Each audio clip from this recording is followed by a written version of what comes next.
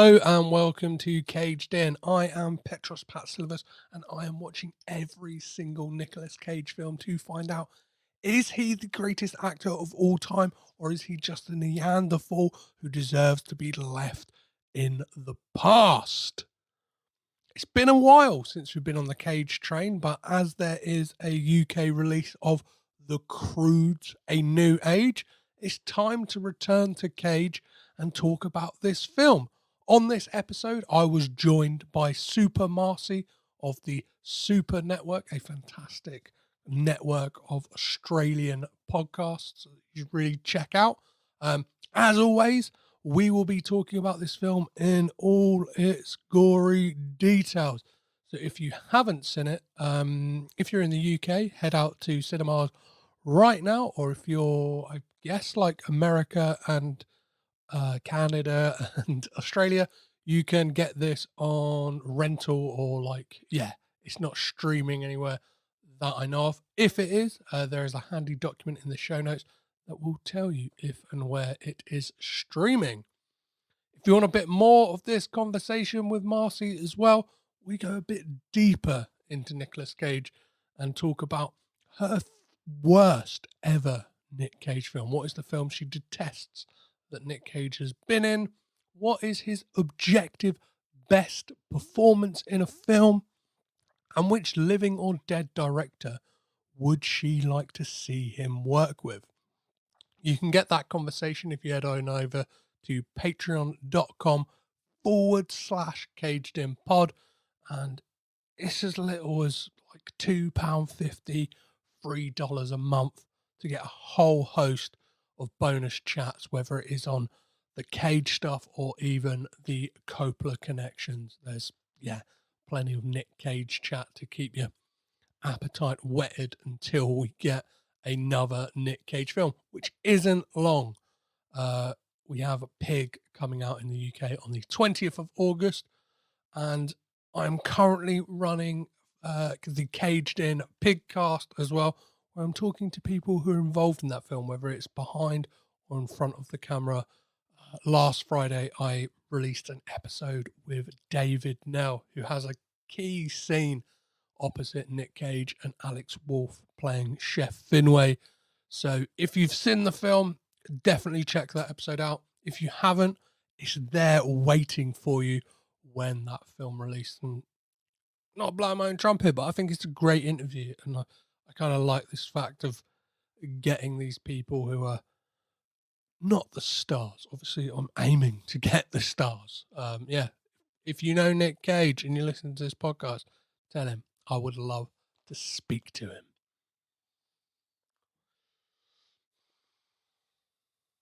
So all that's left to do is to gather up your family, sleep in a massive pile, and look for a new tomorrow as we get raging with Cage.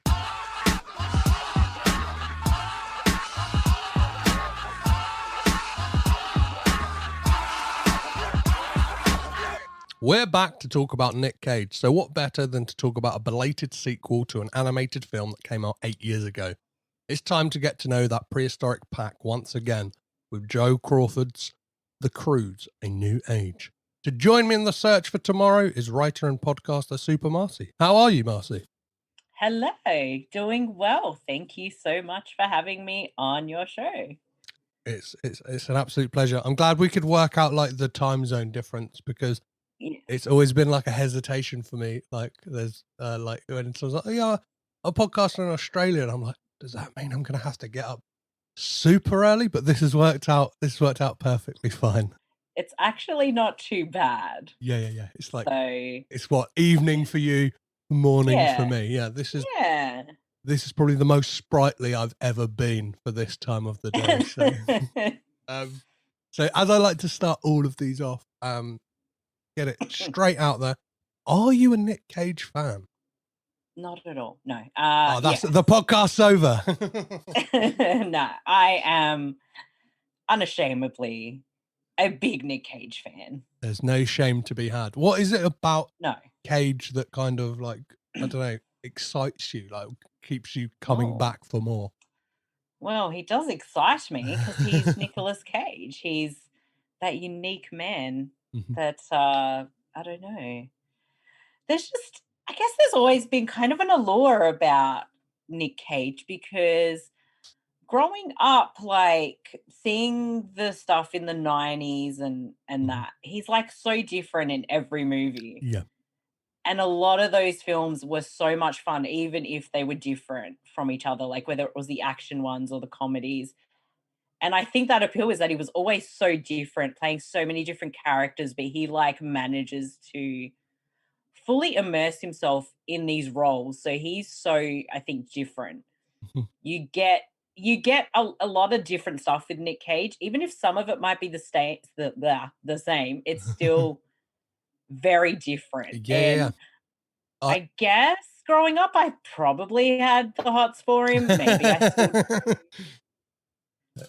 Don't but worry, who doesn't? yeah, He's he's isn't it? he's got that kind of like, I don't know, charismatic charm that like Mm, I guess a lot of people would say like he's unconventionally attractive, but I think yeah, he's I don't know, he's got an allure to him certainly. there is something very appealing about him. I guess it's like there's that bad boy thing that you know that like on a whim he'll buy a castle and a dinosaur skull like Yeah, if he fancies it, and it's like something yeah, dangerous and mysterious about that. yeah, What absolutely. what are your views on the kind of like Excuse me. reconnaissance that we're having recently? Like he kind of seems to be like Yeah. out of his straight to VOD slump and kind of Mm. back into the mainstream. Are you excited about seeing like a Oh, new yeah. age of Cage? Look, I don't think he's really stopped. I think the Yeah. VOD was just, paying the bills, but still, even if they were crap, there's still something there that's watchable. Yeah. But he's making the really interesting and unexpected choices with his roles. Like he will go from, what we've seen in Mandy to the wackiness of Willy's Wonderland, and I'm all here for it. Yeah, yeah, yeah. Well, It's so exciting. I recently got in like a kind of Twitter debate with someone because Mm, they made the claim that um mhm, a lot of Nick Cage fans say that he never misses, that he never like phones it in, which like mm. I don't think any Nick Cage fan is saying that. Like, what are your No. opinions on like the fact that like I don't know. I think that's what makes him exciting, right? Is that he's this infallible. He's not infallible. He's kind of he can do wrong, and like that's what's Yeah. exciting about a Nick Cage film, right? I feel like Nick Cage doesn't give a shit if it's good or bad. And his stuff is so divisive. Like something I might personally love that he's done, Mhm. someone else will absolutely hate. Yeah, yeah, And it could be for the same reasons that I love it that they hate it. Or anything. Like I could absolutely love something for completely different reasons to what you love something for. yeah, yeah, yeah, Like, yeah, like I said, like he has had really shit films, yeah, yeah. but And at least he tries to do something. yeah, that there. I guess there's Yeah. like a handful of ones where it's like he's just turned up for the paycheck, and I Mm. think like Left Behind is a prime example of that. Like Yeah. you could have a cardboard cutout of Nick Cage, and it would probably be Mm. just as effective as the Mm. man himself in that role. Yeah. Yeah, which I don't like. Things to my theory. I've always said about that film. It's like he's scared about like the fans of like the book and that, because obviously it's like a Mm. religious film and stuff like that. He's like, am I going to Mm. upset the Christians by going full Nick Cage in this movie? Yeah. So let's find out, what was the first Nick Cage film you remember seeing? That's tough. I'm not 100% sure what it could have been. Like I obviously have like, those memories of the Con Air face off the rock, that kind of mid 90s, but I'm sure there would have been something before that. And I'm really trying to think of what it might have been. Oh, I mean, the man has been in so much stuff, but what could it have possibly I don't want to say it was one of those because I know there was something earlier than that, but I can't quite remember. I'm just trying to look back and think, what would I have seen? back before then? Uh, you know what? It could have been something like Guarding Tess. Around that era would Oh, have been that yeah, as a kid. and that's like Something like that, I think. a real vanilla, like, kind of Nic Cage film, right? That's kind of a bit Mm, like, I don't know, quite I from yeah, I've only ever watched it the once. I found it, like, mm. quite a boring, laborious task to get through it. And it was like, it's not really like the calling card for Nic Cage, really. It kind of Mm, feels like, I don't know, especially it's around a time that, like, he'd mm. already put out Wild at Heart and was on the precipice of becoming Yeah. this 90s action star. Yeah, it's kind of one of those in between Yes. movies, but I do have memories of seeing that, but I think more the attention was coming in with, like, I think I might have seen Con Air first or Amazing. Face Off. I can't remember quite which one, What was it about but those? those would have Yeah. been, yeah. What was it about those two that kind of made you think, like, were you, when you saw, like, Con Air and Face Off, were you like, Mm, I'm in now, I'm like a Nic Cage yeah. fan, or was it a slow burn to become a Nic Oh no, Cage it fan? was immediate. Those two films were so much fun, Mhm, and I would just watch them like constantly. And I might have been 12 ish mhm. when they came out. I can't remember. Yeah, I forget how old I am. So who yeah. knows? I could have been older, younger, Lord knows. But yeah, I'd watch it all the time, and they were just so much fun. And then it was kind of discovering like more Nic Cage films, and that's when I kind of saw the earlier stuff. Mhm, Um, and that I think that's kind of when kind of as I knew more about him, he was kind of like a pretty big star. mhm. That's when it kind of comes in like, oh, he's a Coppola. It's like, oh shit, okay. Yeah, yeah, that's always, like, the amount of people who say to me, like, Still "Why?" don't know. Or like, "Yeah, why are you now looking at the Coppola family?" I'm like, well, Nic Cage is a part of them. It's like, Mm-hmm. I want to understand him a bit better by understanding his family. Like, well, Mm. how did this kind of, I don't know, weird anomaly of nepotism and kind of like just so Yeah. many talented people in this one family. Yeah. So what? Yeah, is there any standout films from that kind of his early films that, like, once you started diving back in, you were like, oh, like, I can see the guy. Do you know what I mean? I can see the seeds of the guy we eventually get, Nic Cage. It would have been Wild at Heart, definitely. Mhm. Because that was kind of around, kind of high school ish, Yeah, yeah, yeah. going down that whole like learning about David Lynch and stuff. So it was obviously through wanting to discover David Lynch. I'm like, oh, Nicolas Cage is in a David Lynch movie. But seeing that film, his performance, I was like, holy shit, it's so fucking amazing. Yeah, yeah, yeah. Like, It's I don't know what the fuck he's doing half the time, but it's brilliant and I love it. And there's pretty much no turning back. Like, Vampire's Kiss is insane. But something like is it Peggy Sue Got Married is yeah. just, again, it's so fucking different, but he's great in it. It And even Rumblefish mhm. as well with like oh, who's the star of that movie? I keep Matt forgetting. Dillon and Mickey Rourke. Yeah, yes. My head's gone blank, but No. yeah, things like that with the smaller roles, and then what was coming out then? Like it was just he was popping up everywhere. There's suddenly, oh, Yeah. here's Snake Eyes, and it's like, yeah, that wasn't too bad. 8 millimeter, well, that was fucked up. Yeah, He's yeah, bringing out the dead. Well, holy shit, dude! yeah. I Like, wow. I always, like, mention on this podcast that, like, I find it crazy of all of the, like, absolutely, like, iconic directors that Nic Cage Mm, has worked with, and it seems interesting because a lot of them, it's like they're quote unquote like in between films. Do you know what I mean? Like, Bringing mm, Out the Dead, that, like, it doesn't yeah, kind of get brought up in the Martin Scorsese conversation, and yeah, even like yeah.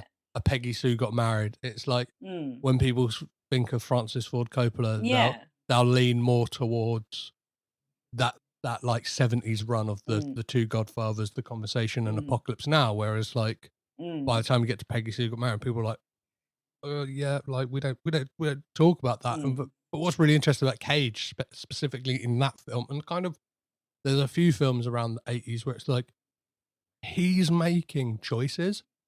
Like do you know what I mean? He's like you can tell even from that age, he's like, Yeah.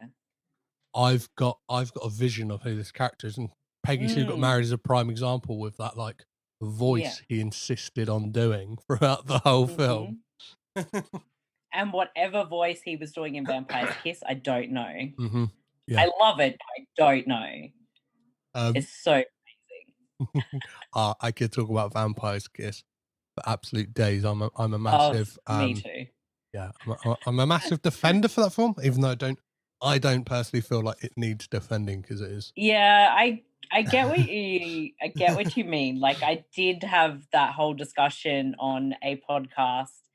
What do we do? I think we talked about Vampire's Kiss and Willy's Wonderland as like the double bill. And I had all these interesting things to say, and I'm like, it makes such a good like double feature with American Psycho. Yeah, that and I still stand by that, and I think like that's the natural one to go with.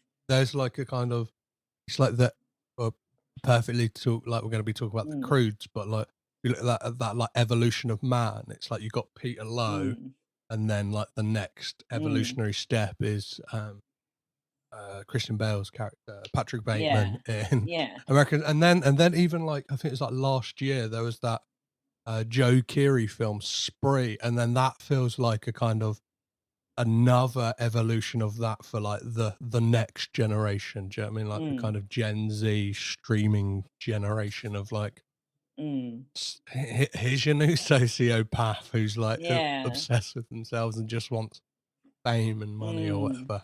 So which is your favorite Nic Cage film? I know it's going to be a hard one. It's going to be like picking your favorite child, but which is your favorite Nic Cage film? All of them. Geez, it's so hard. Like, do I say Con Air just out of being sentimental? Like, I don't know. What would I really pick? It's so hard. I haven't seen Pig yet, and I could pick that. Yeah, you know. I mean, more recently, like obviously everybody does talk about Mandy and The Color Out of Space, like amazing shit. But you know what? I said Wild at Heart, so let's just say Wild at Heart. Yeah, amazing. I mean, what? You know what? Yeah, you touched on Wild at Heart, slightly. Like, what is it about that film that kind of like stands out to be like your favorite? Like, is it his performance or the film as a whole? It's the whole thing. I think it's the whole film. Like the chemistry, between him and Laura Dern is just so good. Just the way it's like kind of fairy tale story is told through the weird lens of David Lynch, and Cage just goes with it in that film. And the whole thing with the snakeskin jacket, I fucking love it so much. Yeah, I was going to attempt to do like a Nic Cage impression, but I'm like, no, I'm not doing it. It's so bad. But no, I guess that would, I'd say that because I guess like Con Air or something. There's a lot of sentimental stuff with that film. But yeah, if I had to choose, Wild at Heart. I'm always glad that I'm asking these questions instead of answering them, because like being entrenched in Nic Cage, my answer will probably change like every half hour, or like I'll just be I'm expecting I'll come back to this and go, no, I think I'm going to pick something else. I always like feel like sometimes I just want to be a little bit of a smart ass as well. I'm like, oh, let's say Red Rock West because it's like one that nobody's ever heard of, like, or something like that. Do you know what I mean? Talk about ridiculous. Talk about like the undiscovered gems. So we've established you're a Nic Cage fan. We've established which is your favorite Nic Cage film. Let's talk about his new movie, The Croods 2. Yes. My name's Eep. Bring it, stop. It's news. And we're the world's first family, the Croods. Another glorious morning. Dad always says the pack stays together. That's my girl.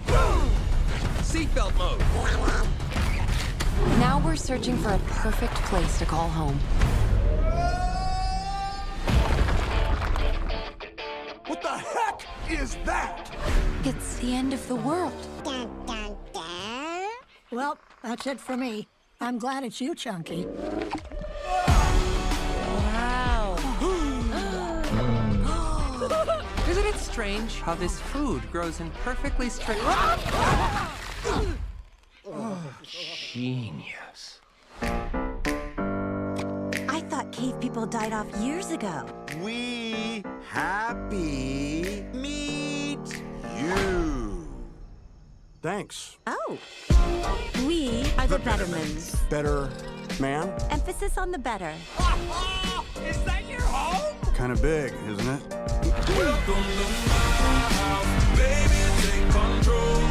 Hey, girl. Another teenage girl. Yeah? A girl. Friend! I've never had a girlfriend before! Me either, me either! What do we do? What do we say to each other? What's happening to our voices? What's getting I don't know if cave people belong in a modern world. What's your problem, big guy? This place is changing everyone. Guy?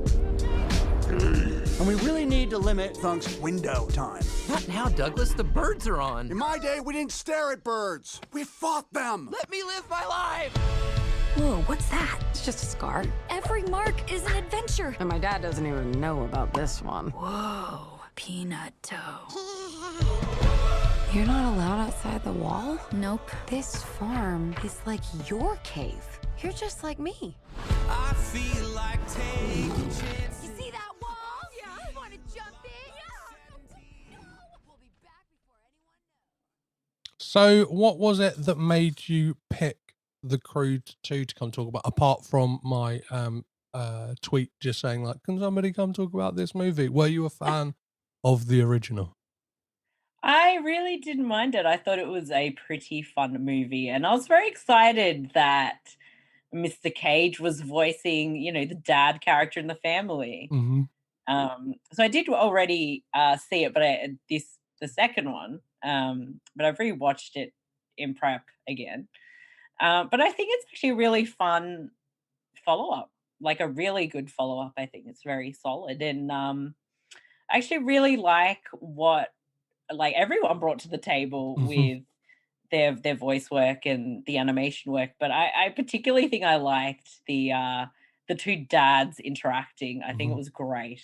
So let's talk about some stats on this. You talked about like the voice cast. So this is, as I said, directed by Joel Crawford.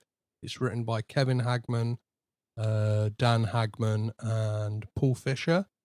And stars, the cast list for this is absolutely stacked, right? So the man himself, Nic Cage as Grug, Emma Stone as Eep, Ryan Reynolds as Guy, Catherine Keener as Ugga, Cloris Leachman as Gran, Clark Duke as Funk, Leslie Mann as Hope Betterman, Peter Dinklage as Phil Betterman, Kelly Marie Tran as Dawn Betterman.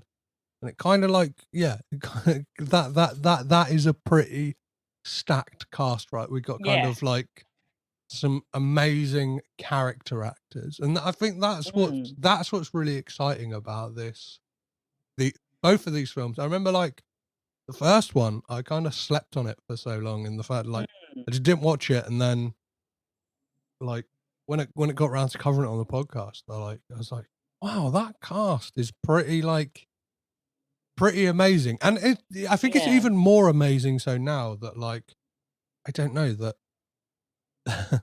that not only did they like the original cast like, oh, we're up for doing it, they managed to like get Peter Dinklage and like Leslie Mann and Kelly Marie Tran in as well. It could have so easily have been, I don't know, like have like straight to video vibes, but it doesn't mean it doesn't. Yeah, I don't think it did at all.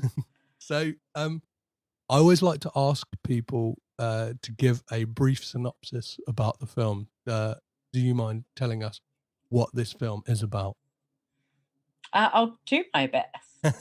But our family unit from the first film, I guess they stumble upon a new area which is kind of fenced off, so they go through the fence, but there's a new kind of family who know Guy.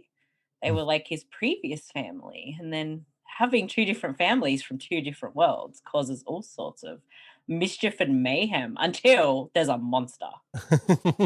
That's And it. that's my really good synopsis. So let's talk about the opening, because like the opening to this, we start with a flashback of Mm. the Goes back to the first one. well, Guy's parents like dying in like a tar pit, basically. Like, Yeah. what are your thoughts on that opening? And kind of like, it's a pretty dark place to start for what is Yeah. extensively a kids movie, right? For generally what is like a very light-hearted film. But it is very kind of sad and tragic, and you can really feel sorry for Guy. Even if he's a bit of a, you know, crazy boy. What one of the things I got from like this in the intro in this film, especially when we get them like the introduction to the Croods and them riding around on their massive like multicolored tiger, Yeah. is it felt like, I don't know, it had like a Guardians of the Galaxy vibe to me. And that might be because it's got that like Partridge Family, I Think I Love You, like needle drop in that it kind of like, and like it utilizes like kind of slow motion and like freeze frame and stuff like that. And it's kind of like, it feels like a great way to like reintroduce us to those characters. Yeah. Right.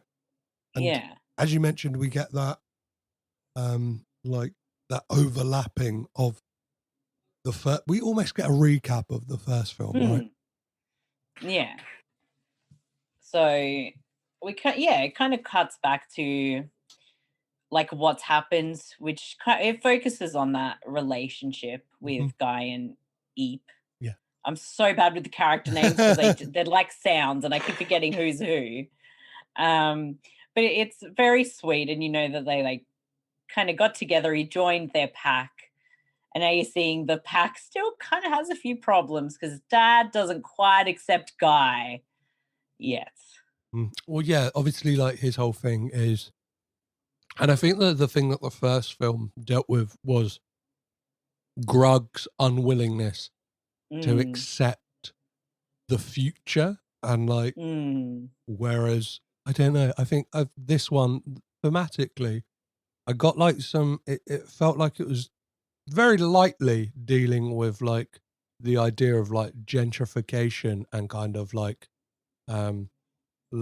like people like coming in and like not ruining the old world, but like I don't know, we get it with that kind of like B plot with the punch monkeys, and like it turns out that like Phil Betterman has come in with his like wants to make his thing better, so essentially stealing their water, which has stopped them from being able to have like bananas and stuff like that.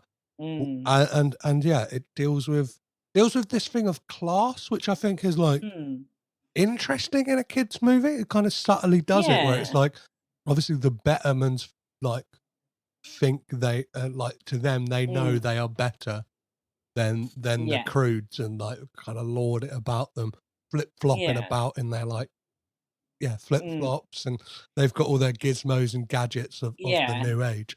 So what do you let's talk about the voice cast like individually. Like we'll get to Cage eventually, but let's talk about the new additions. What do you think of Peter Dinklage, Leslie Mann, and Kelly Marie Tran in this film? I thought they were all really good. I actually really enjoyed what they brought to, you know, these new characters and how they kind of portrayed them. And Peter Dinklage was so good. Every time the character of Phil is on, it's just so funny. He has like the right it's the right interactions with everyone. And I feel like it's the same with Leslie Mann. Yeah. And because she has like such a distinct voice, you just know it's her. And it's so hard to like not picture it as being her, but you know it's her. But she's so good. I think she's so great when she does like voice work. She's so good, and absolutely loved Kelly Marie Tran. I mean, I haven't seen Raya, but I've heard very good things about her work in that as well. But I thought she was wonderful as the daughter Dawn. Yeah. And I have to say, the on-the-nose naming of Betterman Like it's not subtle at all, Oh and no. it's amazing. I loved with this too.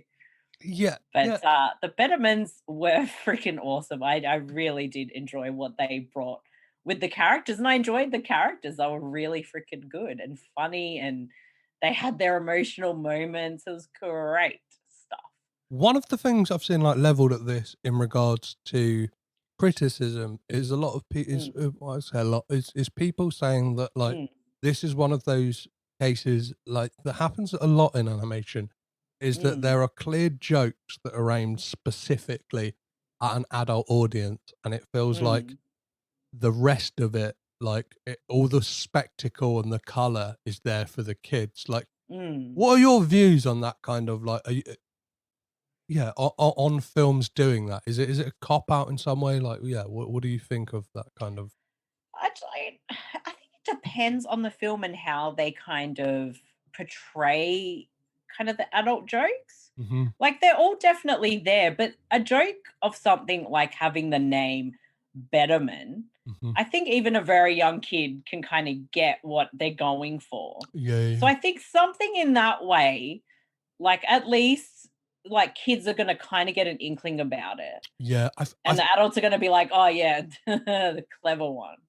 But I don't necessarily think this one was too packed with, though, like more specific kind of grown up humor, I guess. Yeah, I I guess. felt like this was kind of more level headed where the jokes could kind of translate easily enough for its audience. But I guess that's just maybe how I saw it. Hmm. But other animated films definitely have a lot of that, and it's very on the nose Yeah, and maybe too grown up for kids to understand. But I think at least in this context, like I think you kind of get the point in a way. I think what this film does really well in its kind of jokes and stuff like that is manages to eke out some more jokes in a kind of really well trodden path of Mm, that, like a a group coming into like a new situation and kind of mm, being their eyes open to something, or like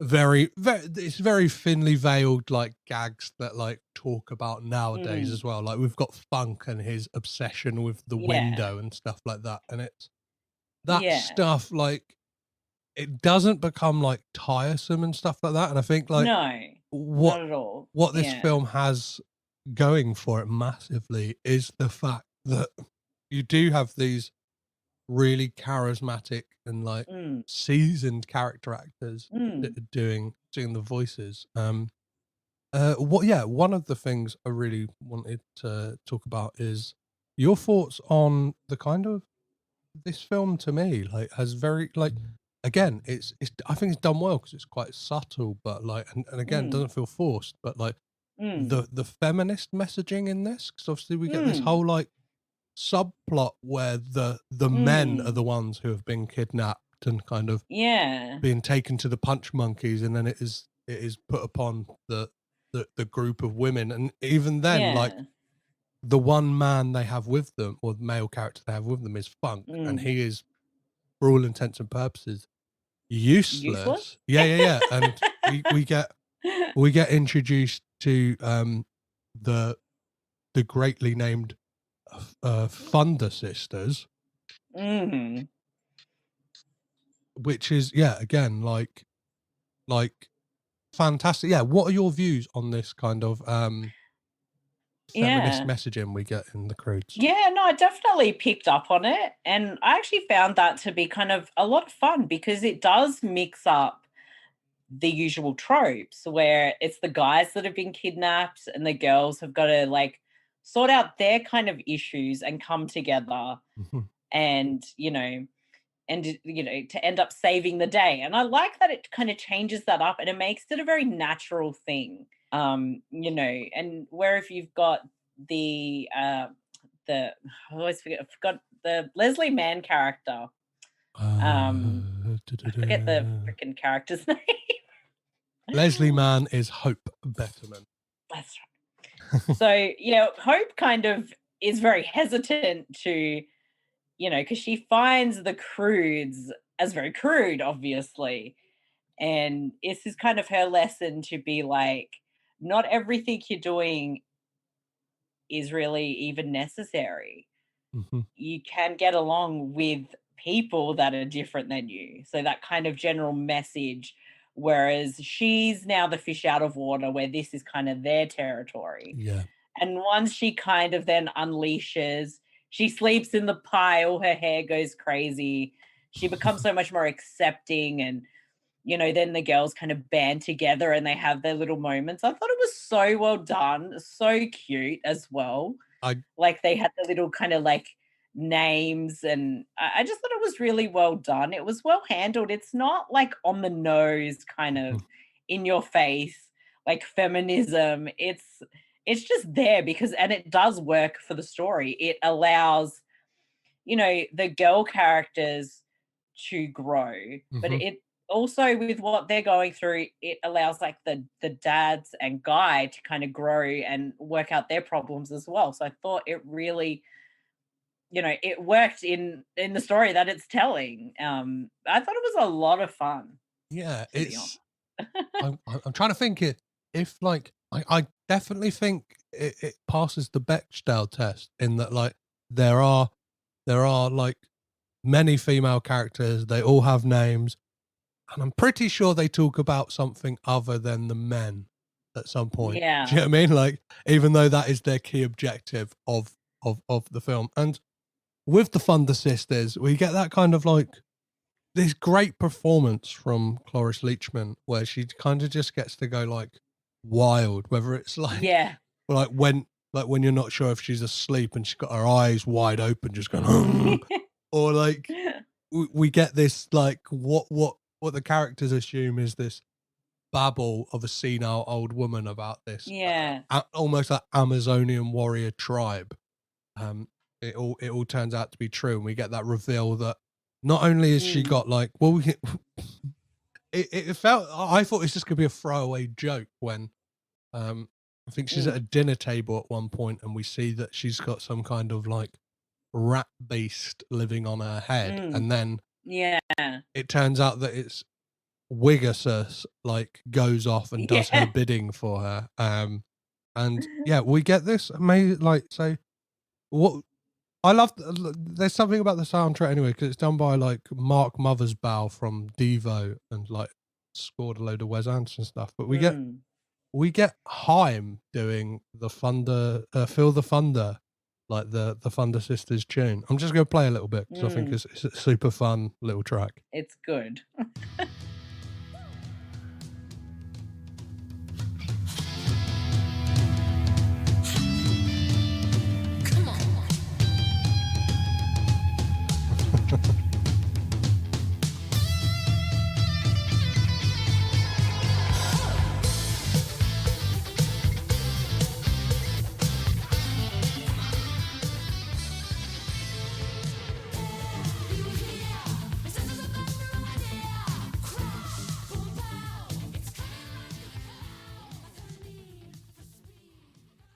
So what did you think about the music in this film? Like, I know sometimes like in animation, like it can really sell a film, and especially in comedy, like it can float into the background. But what did you think of Mark Mothersbaugh's soundtrack for the Croods? I actually really liked it. I thought like the music suited like every scene pretty well. And when we did have like the songs come in, it was the right kind of song in the right kind of moments, and it really just worked well together.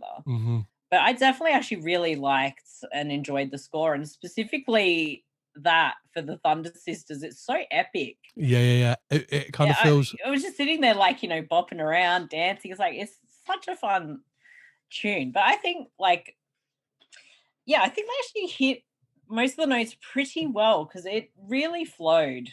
Yeah, it's like in a really good way. Like that's probably the best way I can describe it, but it just worked. Well, I think it's that thing that like I watched it in the cinema last night, and like I didn't notice it, and I think like that is sometimes like a true test of a score is like it's obviously helping like the scene progress and like kind of make it like helping you emote or kind of like giving you hints at what's going on, but it's not like I'm like it's not overtly like, here is the score. Like, do you know what I mean? Here it Mm. is. Here's the music. Yeah, I thought that was an absolute like, I don't know, great little touch to the film. Mm.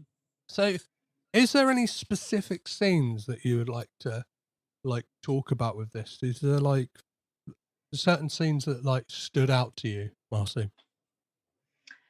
I loved the scenes with Grog and Phil. Mhm.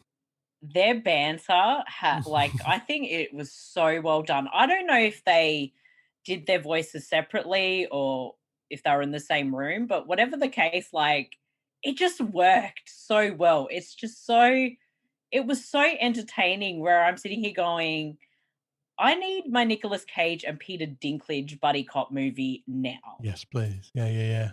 Yeah. That I think kind of their heart to heart where they kind of have that realization of like, did we just become best friends? Yup. That whole scene, I loved it. I thought it was great. yeah, because As well as I guess the Thunder Sisters sequence, which is awesome as well. yeah, they become the banana bros, right? They're like this kind Yes, of they're both obsessed I with bananas. loved it. So It's adorable. this film, like, I guess we should kind of talk about the fact that like when this came out in America, like during November, I think last year, it was like reported at the time that like obviously there was all this talk throughout the pandemic of like what's going to be the movie to like save cinema essentially. Mm. And when this opened, it had like a staggeringly good opening weekend. Like, and I think, yeah, from like a I think six, people just wanted something to see and exactly. do. So yeah, it was And why not see a fun family film? it was a $65 million budget with a Mm. $191.2 million return, That's which is not too bad. not, yeah, it's not too bad at all, especially for like a film that very much like a lot of the reviews I've read for this are like, did we need this? Like, what? Like, was Yeah, we anyone did. calling out for the Croods 2, especially after like a belated sequel? But then I guess that's discounted the fact that like the Croods has like lived on TV, I Mm. think, like ever since, or like at least for like a Mm. few seasons as like a kind of like Croods animated TV show. So Yeah. yeah, like, But I feel like the first film was pretty popular. yeah, Definitely for at least, a few years afterwards, and it's still, on rotation and you still hear about it. And it's like I when I saw it, I thought, oh, they surely got to do a sequel. It's pretty, fun and enjoyable. And then, eventually we did. I was like, is it too late? No, I still enjoyed the shit out of this movie. I didn't really care what anyone says. So what? Yeah, what like oh, sorry, I'm so hot. My mind just went blank. So obviously this film, like, I think it had a lot of like production issues, like with kind of like they were planning a sequel. I think the original Mm. director Kirk D'Amico was set to come back, didn't come back, like, and I think it's kind of been kicking about, and like Mm. it was like initially it's like one of those ones that I think even when I found out it was coming out, like it's coming out in 2020, I was like, until I see a trailer, like I'm not quite Mm. convinced that this is actually Mm. happening. And I know that Kat Dennings was originally supposed to voice the character of Dawn as opposed to Kelly Mm. Marie Tran. Which, I don't know, I guess would have been different. Like Very different, I think. yeah, I like what Kelly Marie Tran did. So let's talk about the animation and specifically the character design on these weird and wonderful animals that we get in this Mm. film. What do you, yeah, what do you think about the animation in this film? I think much like the first one, like at least the human design, the Croods, it's so wacky. Mhm. It's like this very weird kind of vision of like the top heavy. Yeah. And at least when I first saw it, it took me a bit to get used to it. But by now it's like that's how they look. It's all good. But the creature designs are so insanely unique. Yeah. those wolf spiders, it made me like spiders if they were half wolf. I like kind of the weird inventive things of kind of putting hybrid animals together, like there's a hippopotamus crocodile or something in there, Yeah. and the really big cat they have, I can't remember its name. I, But I thought they were really, really interesting and intriguing. Like there's something interesting to look at. It's like, what is this? I don't know. well, I think like the first film, this is like, you cannot deny how like visually exciting this is. And like, they Mm, kind of like just get the paint pots out and really throw them on the mm, screen. And it's just got this like, I don't know, beautiful technicolor mm. to it that, It's very, very colorful. It kind of has that transition of kind of the Wizard of Oz type approach with Mhm. the yeah, dark and dreary. Then they find this new place. Oh, it's all vibrant and colorful. I thought that worked really well because when you see this new place with it's so colorful and so intriguing, you're like, what are all these foods? Why are they so big? What are these animals? I think an animal that really stood out for me is it's kind of like woolly mammoth cows. I think they call them Yeah, like, I was thinking that it was. I don't know what they called them, mammoth cows or no, they something. called them like woolly moomoths or something like that. Something funny, but they were so cute. yeah, it's like, I don't know, and it really adds to this.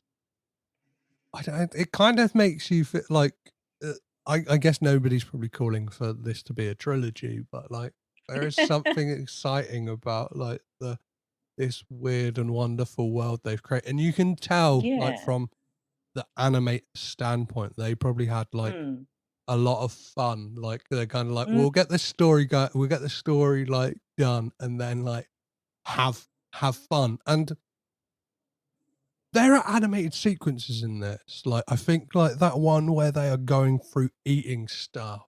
But like yeah. it's just so fun. Like you just kind of It's so like crazy, mhm. but it works. I love how over the top like the characters' mannerisms are.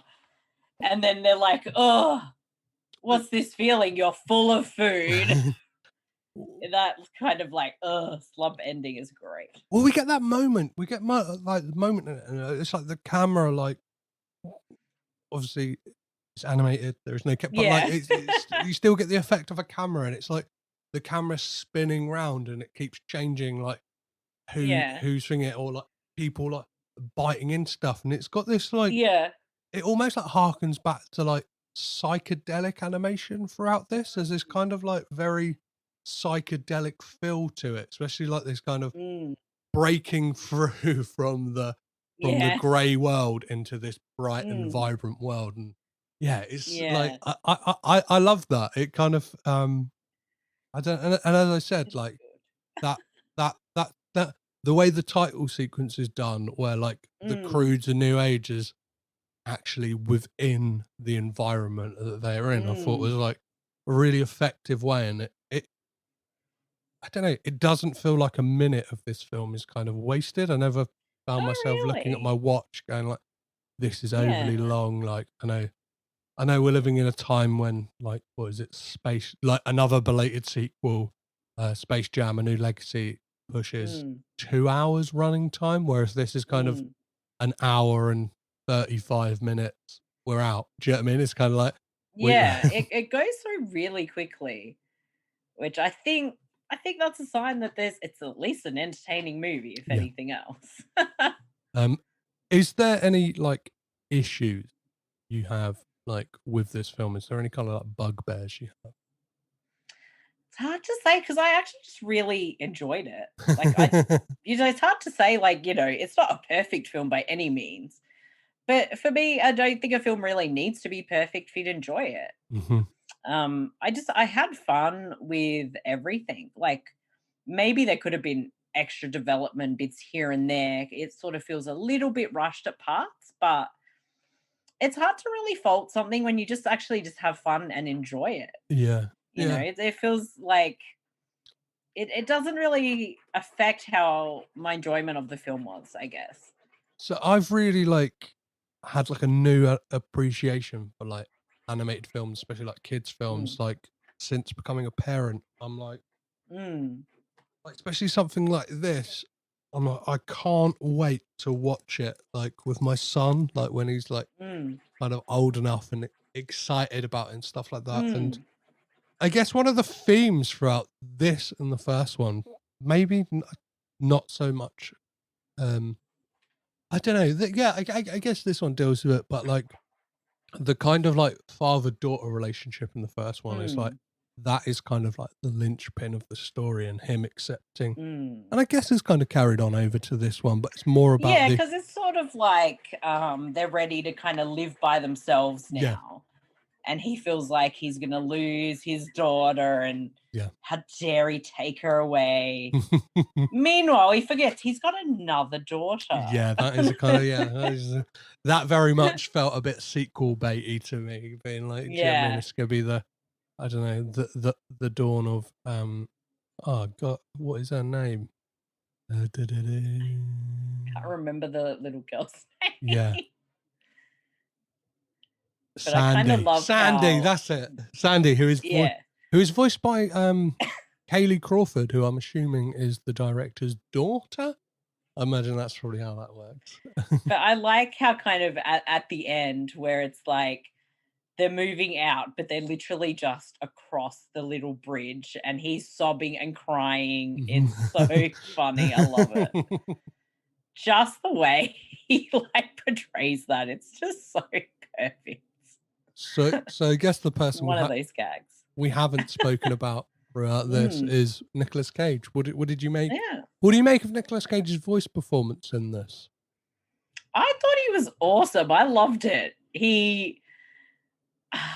I don't feel like he phoned this in at all. And I don't think he did with the first film either. I think there's kind of a fondness for the character, but I feel like he had fun doing it because it's just so enjoyable.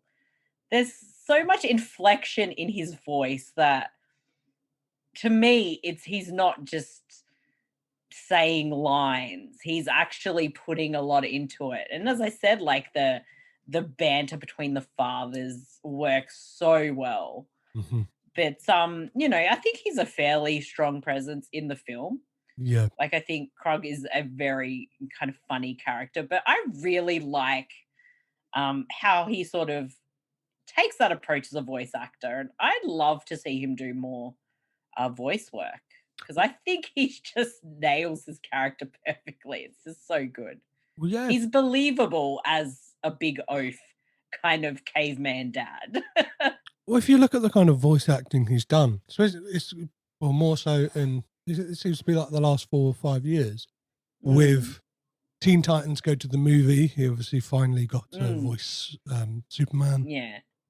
Spider-Man into Spider-Verse again, like fantastic casting, and like the original one of these. And like you said, I think Cage's like performance in this, he captures this great sweetness to the character and like this innocence, but like he doesn't for 1 minute sound like he's phoning it in. He sounds like he's having fun. He sounds like he sells the character really well, and he kind of it's got the perfect amount of like kind of like bombastic like Cageisms of him like going like it gives him license to shout, but it's never too much. It's never it doesn't feel like I don't know, they're letting him off the leash. They're very much like, no, we've got a tight grip on this. Like we've hired you for a reason, and like we're gonna dial back like the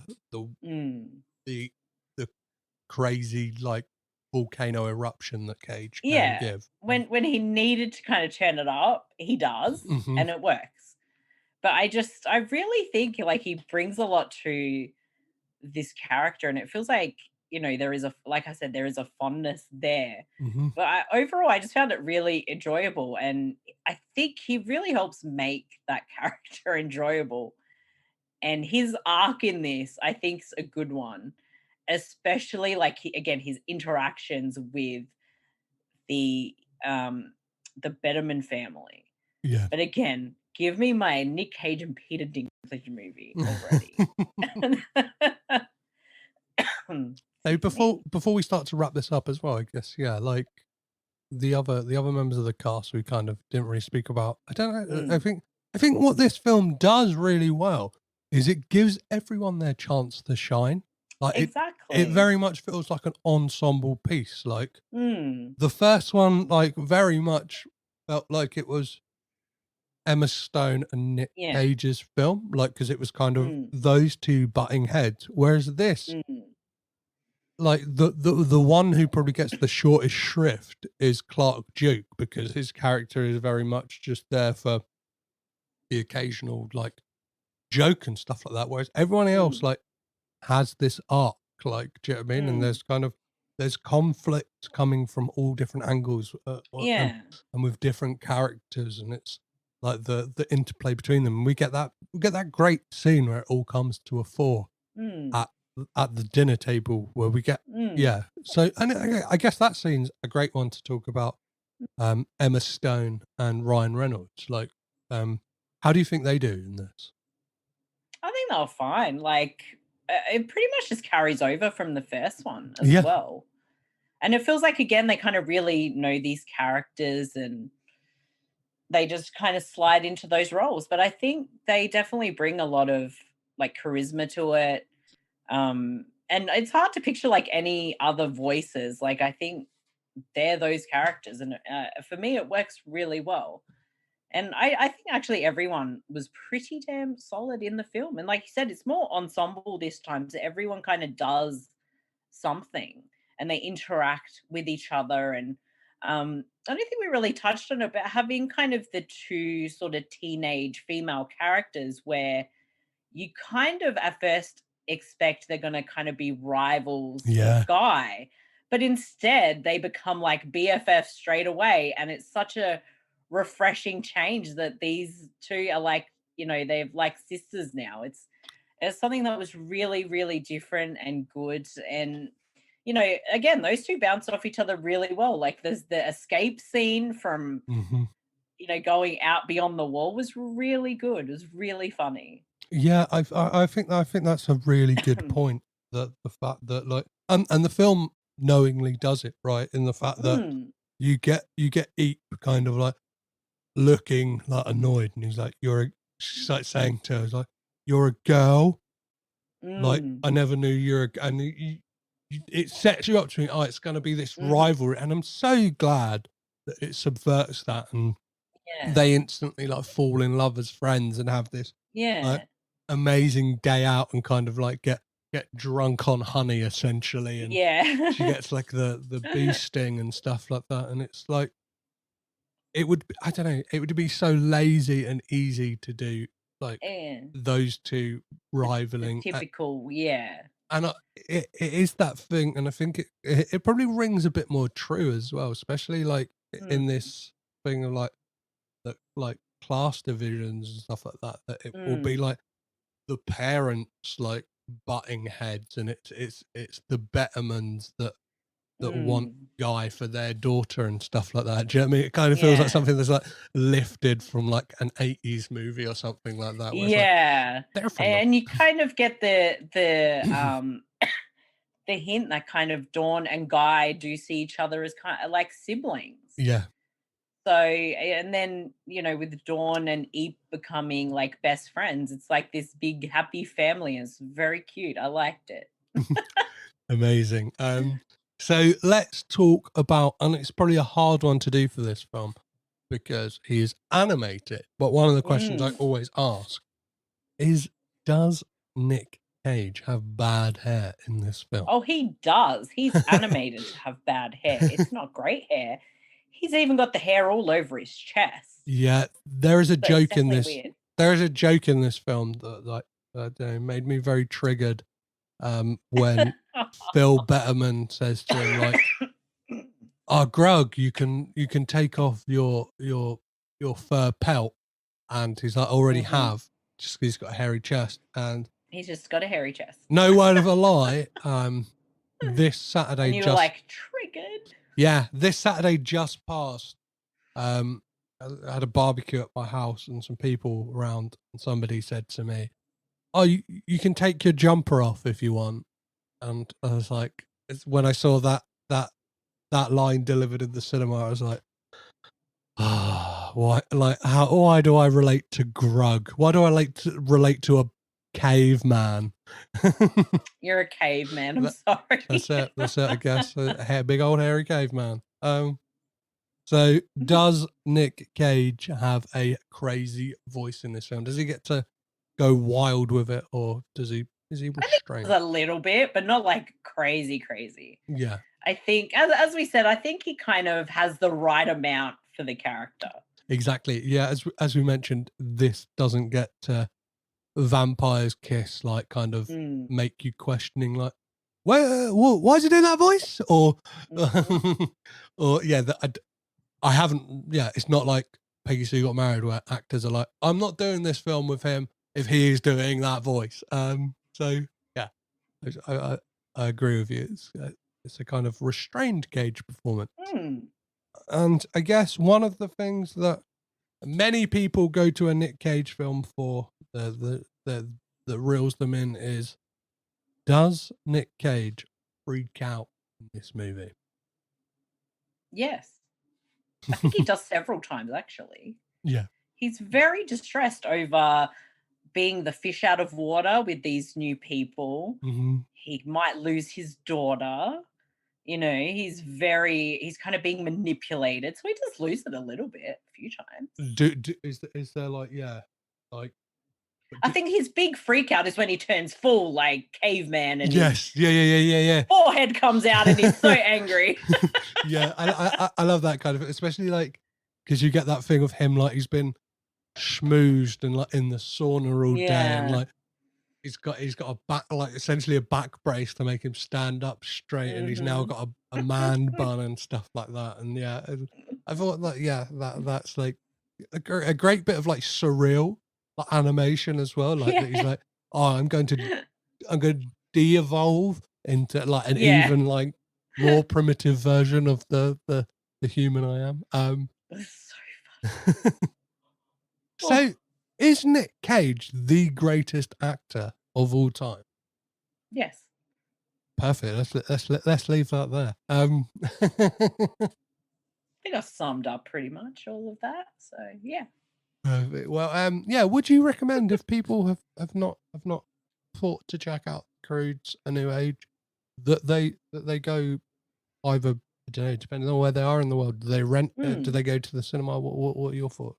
I think it's a pretty fun film to check out, especially, you know, if people really enjoyed the original, like, this is a pretty good follow-up. I'd say, like, between this and the first one, I'd say they're on par. Like, I think they're both really good films, really enjoyable and fun. Yeah. Like, 100%. Check out, you know, Nic Cage's voice acting. Check out everybody else, the animation. It's just a fun film. I really enjoyed it. Yeah, I guess one of the things is a lot of people like they're pitting this up against like Luca and the Mitchells versus the Machines, which is like, but like, I haven't seen Luca, but the Mitchells versus Machines is fantastic. But like, don't feel like they're different beasts. Do you know what I mean? And I feel like the Croods: New Age it sets out what it wants to do, and it does it really fun, and exactly. It perfectly manages that balance of giving everyone something like that is exciting. And I think there are jokes for everyone. We're not just in the fact that there are like kind of pointed jokes for adults, but like there's weird things. Like the stuff I found myself laughing at was like stuff to do with like the grandma's hair and stuff like that, which is like, I could definitely see is the more like probably juvenile stuff that I found funny than like the jokes where they're going like, here's one for the dad. So if anything, like that stuff's a bit more like, all right, I see what you're doing, like a bit of an eye roll here. Well, Marcey, thank you so much for coming to join me. Please tell me, the listeners, all about all the stuff you do and where people can find you and keep up to date with everything you're doing. Oh, goodness. Well, thank you so much for having me on your show. It was a pleasure to talk about the god Nic Cage. The one true god. My one true. I think I'd say he's like god tier man. I put Kurt Russell up in that god tier as well. Oh, yes, please. they're my men's. But yeah, I can be found at supermarcey.com, which is SUPERMARCEY. That is my website, which is called the Super Network. It has all my film reviews and other people's film reviews and about a zillion podcasts that I do. Yeah. So yeah, there's too many. I always find it like quite hard to keep a track of, like, you've kind of just got this, like, it feels like every day of the week you've got like a new like podcast thing, or like, or like some kind of commentaries going on, stuff like that. It's like it's amazing to see. Yeah, it's almost non-stop, but not quite. We have one weekly podcast, which is the To Be Tuesdays podcast, where we find something random on the very free streaming service Tubi, and we do like the audio commentary, or if you're a Patreon, we do the video version. So we pretty much sit, watch a film. Usually we haven't seen it before, and that's a lot of fun. We definitely enjoy that. And all our other shows release once a month. So every week in the month we have a different show. Perfect. For that week. So I've got the Super Podcast, which has been running for 12 years, which is really weird to think about. But we sort of do like our bonus episodes, but every month we do our fan voted commentary. We have a Facebook Facebook group where everyone kind of votes on we have a theme every month. So whatever wins the poll, we do the commentary on.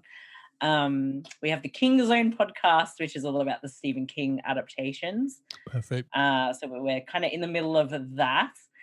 And so we have Podcasters of Horror, which is all about horror anthologies. So we've just finished covering Masters of Horror, and we're moving on to Fear Itself. So that's another one. And then finally, our latest podcast, which is called the Ozsploit Cast. We've decided to go from the very beginning in 1970 and watch all of the Ozploitation films from like the very beginning. So we've only dropped 3 episodes so far. Amazing. We're covering about 5 films per episode because there's so many, and it's pretty much me watching a lot of Australian movies I've never even heard of or seen, and it's insane. I'm gonna have to hit you up afterwards for like kind of like if you have like a little recommend list or something like that, because this is definitely Australian cinema, like besides the kind of obvious ones, are like it's kind of a bit of a blind spot for me, so I'll be tapping you up for some Ozploitation classics. I've noticed it probably is with a lot of people, especially Ozploitation being very sort of specific, but also not. Yeah. And I'm like, wow, these movies are very interesting. Of course, there's, you go back 50 years, they're going to be problematic. Yeah. You kind of just have to look at it in the right way and understand what the context was then. Of course. And I don't think you need to kind of condone it, but I think the understanding kind of helps. But I have I'm on Letterboxd. I think it's super_Marcey, and I'm keeping tabs of To Be Tuesdays and all the other some of the other podcasts we do. But I do my Patreon exclusive podcast once a week. I'm trying to, and that is the more unfiltered, adulty stuff that I like to offer bonus stuff to our Patreons. So yeah, I do a bit of everything, but pretty much if you look up Super Marcey or supermarcey.com, you'll find everything, or the Super Network. And that's it. I get really awkward talking about all the things I do because I feel like there's way too many. I've also branched out on YouTube and do like our podcast previews there, but also other stuff. And I'm just doing way too much, and I don't know how I have the time. Amazing. Well, thank you so much for coming and getting caged in with me. Anytime. I enjoy talking about movies. I enjoy talking about Nicolas Cage. All of it.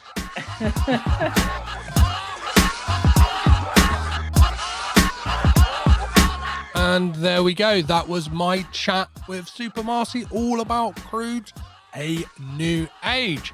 If you've seen this film and would like to have your say on it, please don't hesitate to get in touch on all the socials. So that is Twitter, Instagram, Facebook, and Letterboxd, all at Caged In Pod.